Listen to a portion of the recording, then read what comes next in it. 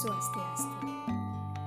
Idedani sareng sami pamekas nyani majang ring alit-alite sane kantun melajah ring jero puri miwa umah soang-soang titiang pinaka penyuluh bahasa Bali Provinsi Bali sane pole amongan ring desa dangin puri kelot wastan titiang ninyoman Yuliawati rahinene mangken titiang jagi ngiringang idedani sareng sami melajah kesusastraan Bali Purwo. Durus biar saya.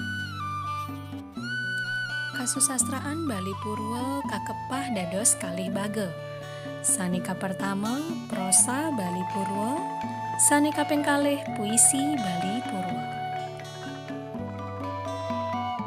Prosa Bali Purwo ketah kebawas gancaran inggih punika kekawian sane nenten kaikat anto uger-uger lumrah kasurat ring lontar utawi ring buku.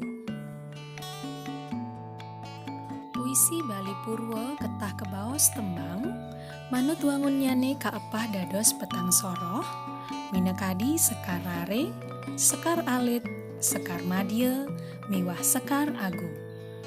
Puniki taler wenten sane kasurat ring lontar taler akeh katembangan miwah kaartos risa jroning utsawa dharma gita.